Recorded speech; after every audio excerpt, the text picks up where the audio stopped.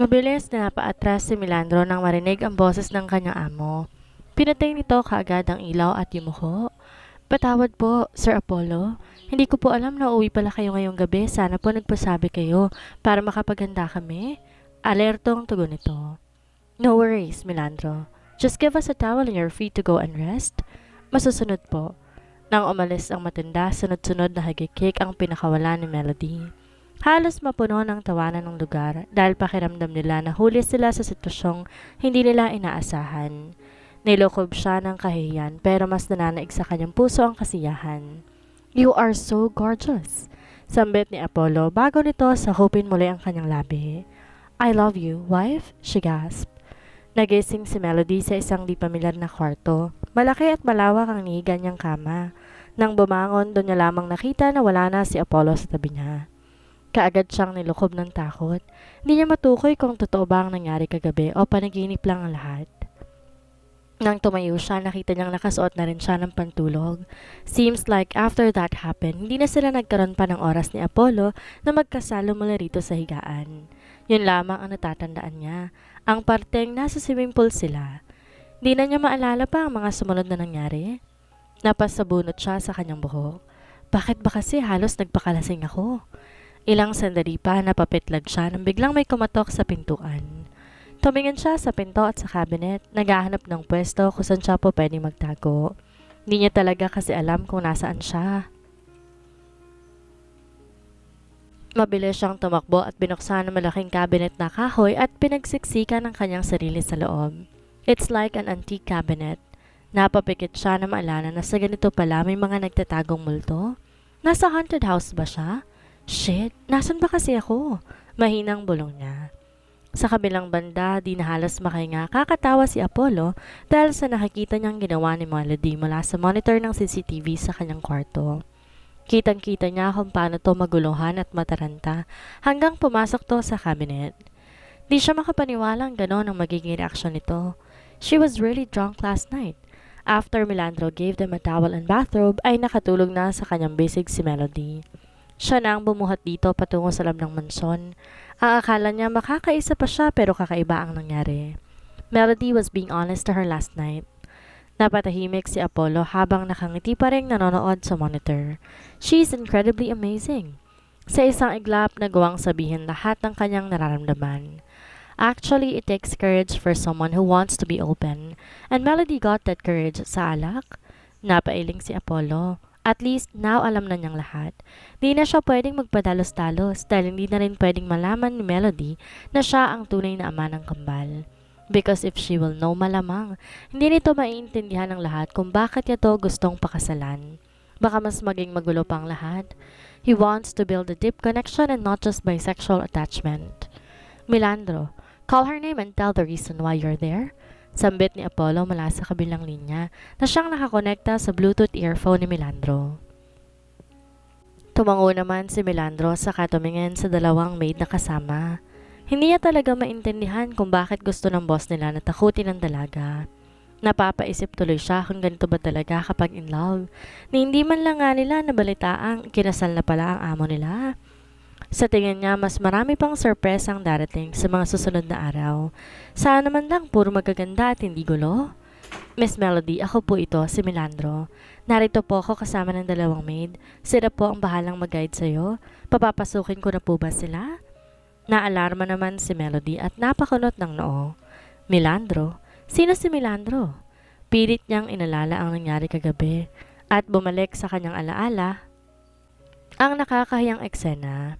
Kagad siyang napapikit at kinaltukan ng 3 beses ang sarili. Paano ko ngayon sa harapan ng mga to?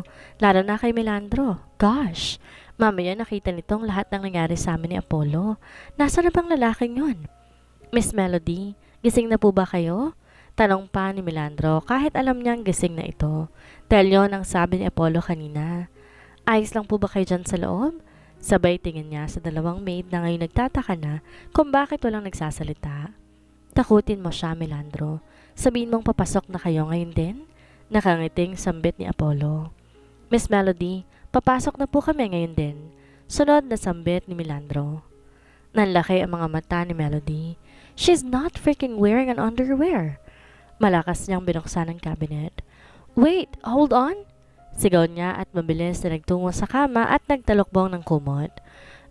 You can enter now. Sabay kagat niya sa kanyang ibabang labi.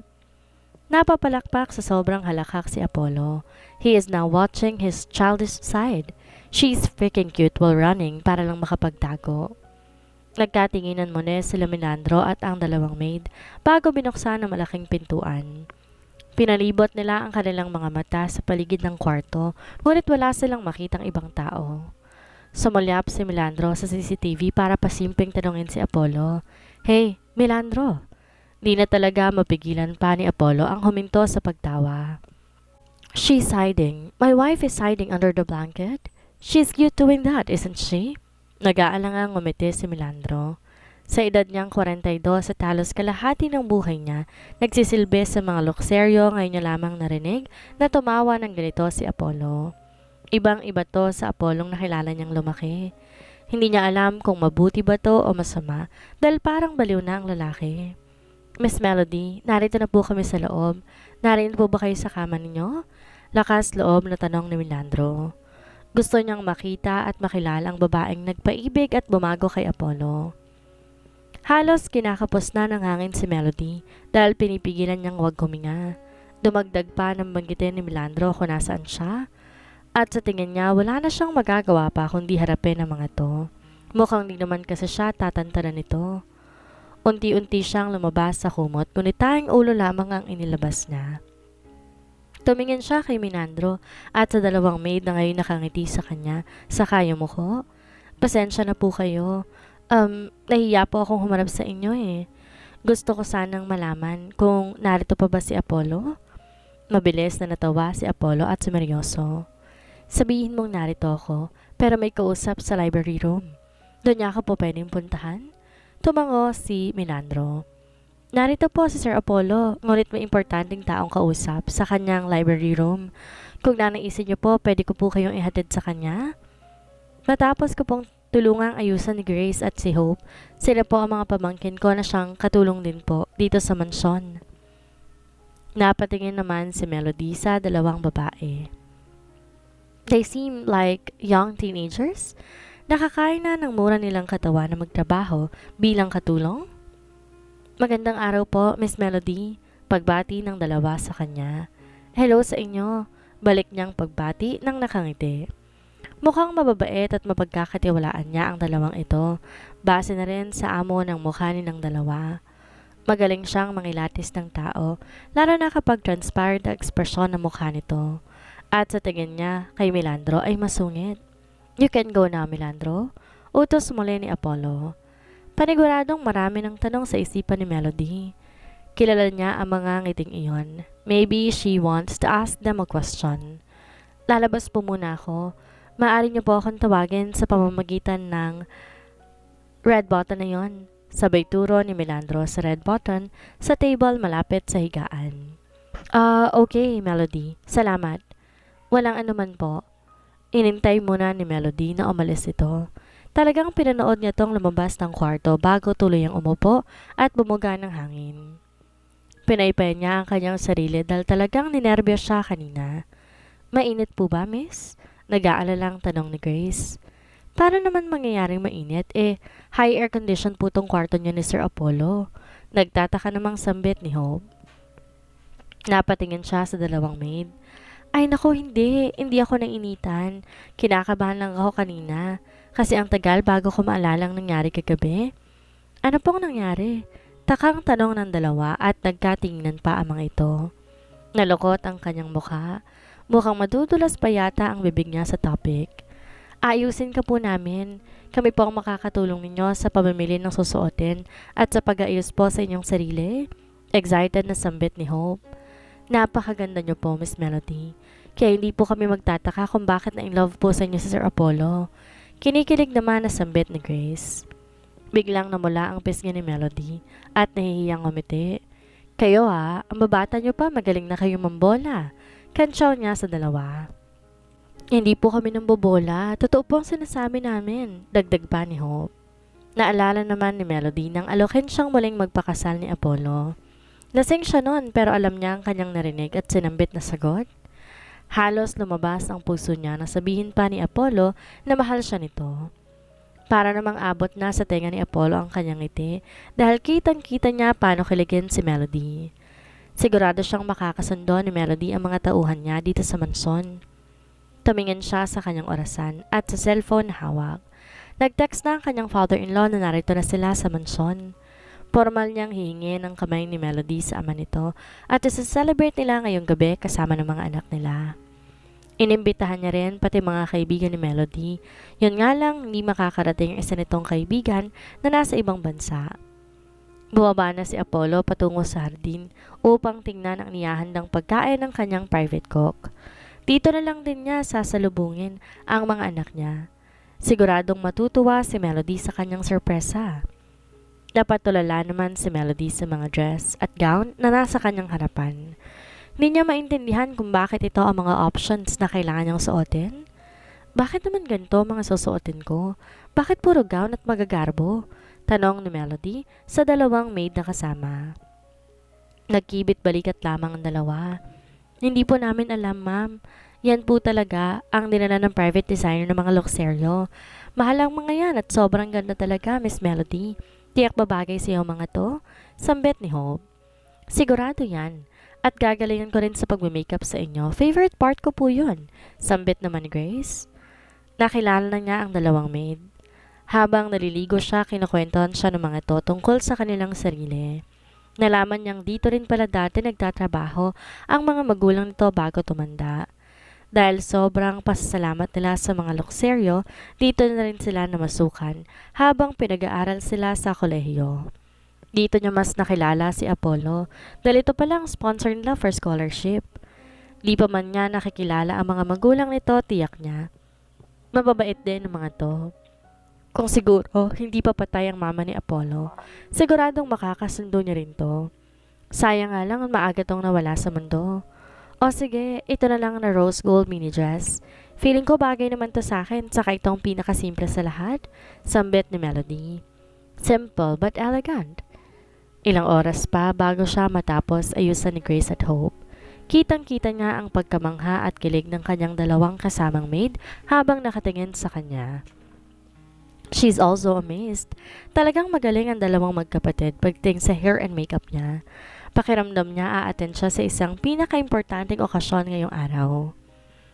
Nagpaalam ng dalawa matapos siya nitong i-compliment. Pinindot niyang red button para papuntahin na si Milandro. Hudyat na handa na siyang makita si Apollo. Ngunit ilang minuto pang nakalilipas, nainip na siya, kaya kusa na siyang lumabas ng kwarto. Napaawang ang labi niya na mapalibot niya ang kanyang paningin sa paligid. Sobrang lawak at sobrang laki ng mansyon na ito. Pati mga chandelier naglalakihan din at napakaganda ng mga to. Nasa second floor pala siya ng mansyon at nagtungo siya sa veranda para sumilip sa ibaba. Napakaganda. Nakakamangha ang mansyon na ito. Mas maganda to kumpara sa tinitirahan naming bahay ni Apollo, sambit niya. Naglakad siya patungo sa bintana, ngunit bago pa siya makarating doon, ay nahagip na ng kanyang mga mata ang isang kulay sky blue na pintuan. Nakakuha agad ito ng kanyang atensyon dahil sa disenyong bulaklak na sunflower at na may nakasulat na, "You are loved, L." Bubuksan na sana ni Melody ang pintuan, ngunit kaagad na may sumigaw. "Miss Melody, pribadong kwarto po yan," sigaw ni Milandro. Di na nagawa pang buksan ni Melody ang pintuan, lalo pat lumapit na sa kanyang pwesto si Milandro. Tiningnan siya nito mula ulo hanggang paa, at nakaramdam siya ng konting hiya. She felt nervous, also sa hindi niya malamang dahilan. "Napakaganda ninyo po, Miss Melody," papuri nito sa kanya. Lihim na napangiti si Milandro.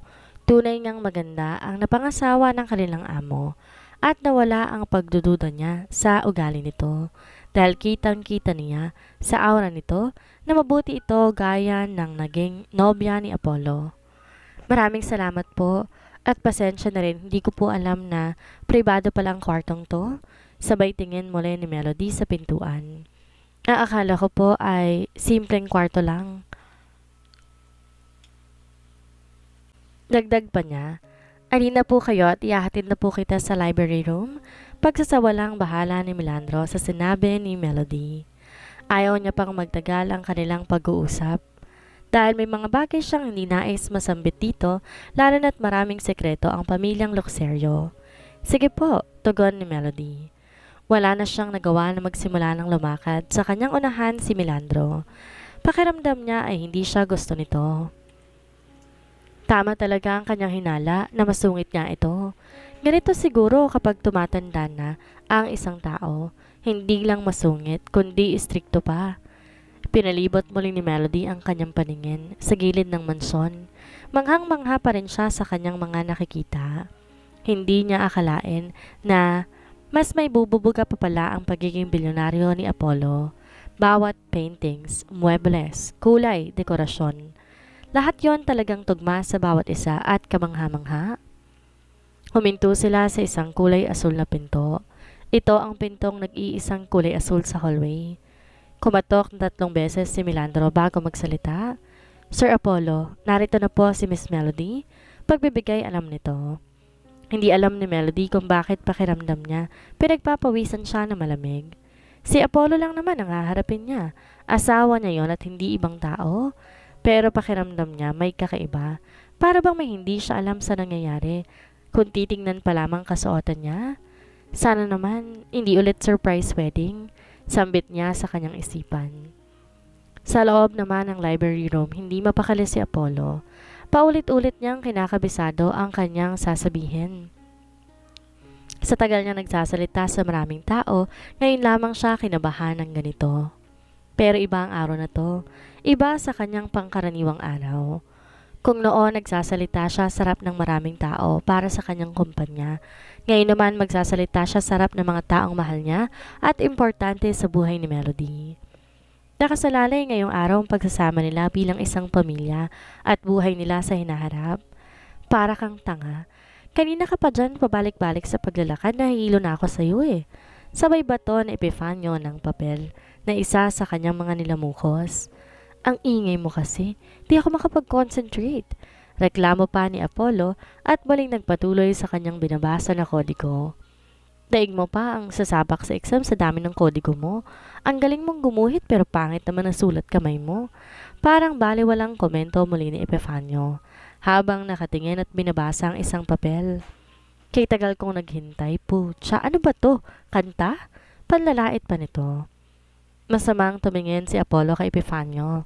I'm just trying to impress her at gusto ko mula sa puso kong sasabihin ko sa kanya. Ano mo? Nagpapatulong ako sa iyo. Hindi ko sinabing laitin mo mga sinulat ko. Sikmat niya. Hala, ba't sa akin ka magpapatulong? Wala pa naman akong love life. Magbabayad ako ng 10 milyon. Tulungan mo lang ako. Aba, tamang-tama ka ng kaibigang nilapitan. Gusto mo ako nang sumulat ng sasabihin mo. Tapos essay pa. Ikaw naman. Di ka na mabiro. Natatawang tugon ni Epifanio, sabay kuha ng ballpen at papel. Basic na basic lang naman to. Sana kanina mo pa sinabing may bayad pala to. You're such an asshole. Mukhang pera ka talaga. Alam ko naman at hindi ko itatanggi. Sunod-sunod na tawa pa ang pinakawalan nito. Habang si Apollo naiiling na lamang, habang pinipigilan na wag sakali ng kaibigan dahil baka magusot pa ang kanyang tuxedo. Sa totoo lang, wala siyang pakailam sa pang-asar ni Epifanio. Ang totoo, nawawala ang nervyos niya kahit papano sa tuwing nang aasar to o nagbibiro. Sir Apollo, narito na po si Miss Melody. Nagkatinginan si Apollo at Epifanio nang marinig nila ang boses ni Melandro at mas nakaramdam ng takot at kaba si Apollo. Ito na yon. Buhay pa pala si tandang Melandro. Parang wala lang kay Epifanio ang tensyon na nararamdaman ni Apollo. Ilang taon na nga siya ulit? Nakakamiss siyang pagtripan na. Parang may balak na kagad itong masama. He is alive, of course. Nagsasalita pa nga, diba? Tsaka pwede ba mamaya ng maraming tanong, she's here. Melody is here. Linisin mo ng mga kalat natin. Kalat mo lang. Sabay pulot nito ng mga lukot na papel na nagkalat sa sahig. Lumabas ka na ha. Pag pinapasok ko siya, unahan mo siya magbukas ng pinto. And be nice to her. Utos pa ni Apollo. I am always nice to her. Nakalukot na ang mga mukha ni Epifanio. Feeling ko tuloy hindi mo na ako mahal dahil pinapaalis mo na ako. Pagpapanggap pang nagtatampo ni Epifanio. Kadiri ka, lumayas ka na nga. Sabay tinulak to ni Apollo patungo sa pinto. Dumiretso rin siya patungo sa lamesa at naglagay pa ng alak sa baso sabay ininom niya kaagad ito. Pero parang kulang pang isang baso para mawala ang kaba niya. Natatawa na lamang si Epifanio dahil success ang kanyang pang-inis sa kaibigan. Ngayon niya lamang to nakitang seryoso, ngunit mas nanaig ang kaba sa dibdib. Talaga nga yatang tinamaan na ni Cupido ang pusong bato nito. Kaagad namang binuksan na niya ang pinto. Nakita niya kaagad si Melody at napangiti siya, sabay tumayo. At sa labas, bagyang yumuko, nilahad ang kamay papasok sa loob. Ang ganda mo yun, Melody. Pwede ka nang pumasok. Pero inom ko na yan ng gamot si Apollo kaya hindi na nangangagat yan. Nakangiti pa rin niyang sambit. Naaalangan tuloy ng umiti si Melody bago pumasok sa loob. Nagkatingin na naman si Epifanio at Melandro nang maisarado na ang pinto. Ngunit sa labi ni Epifanio ay may kakaibang ngiting nakasilay. Sir Epifanio, alam ko ang ganyang ngiti. Papaalam ko lang sa iyo na hindi na ako tulad ng dati na kaya mong utuin. Sambit ni Melandro at nag-umpisa ng maglakad at kaagad namang sinundan ni Epifanio. Grabe ka naman sa akin, Melandro. Hindi mo ba ako na-miss? Ang tagal na simula na magkita tayo. Kesyo matagal o hindi, wala na akong pake. Hindi ba't dapat matured ka na? Bakit tila wala ka pang pagkakatandaan? Isip bata ka pa rin. Ouch! You hurt me so much. I'm gonna cry. Go on, cry. At mas maganda kung magsumbong ka sa mommy mo, just like before. Pababa na sila ng hagdan, ngunit nakasunod pa rin si Epifanio kay Melandro. Aba, umi-English ka na rin ngayon, tanda ah. Sabay hawak ni Epifanio sa balikat ni Melandro upang pigilan to na maglakad. Ngunit kaagad naman inilesyon ni Melandro. Ang tigas pa rin ng ulo mo, Epifanio. Naiiling na sambit ni Melandro. Tapos na po kami mag-decorate ni Hope, handa na po ang lahat. Masayang salubong ni Grace na siyang nakapagpahinto kay Epifanio. Mabuti naman, Grace. O siya, hintayin na lamang natin ang pagbaba nila. Tugon ni Melandro at kagad naman tong nagtaka nang tumahimik ang lalaking nasa tabi niya. Kaya sinulyapan niya ito at ngayon kasalukuyang nakatitig sa pamangkin niyang si Grace. Ang ganda mo naman. Malawak ang ngiti ni Epifanio. Kaagad na napakagat ng labi si Grace at bahagyang yumuko. Ito ang unang beses na may pumuri sa kanya at hindi basta normal na tao dahil kaibigan pa ng amo nila kaya titiyak siyang mayaman din to.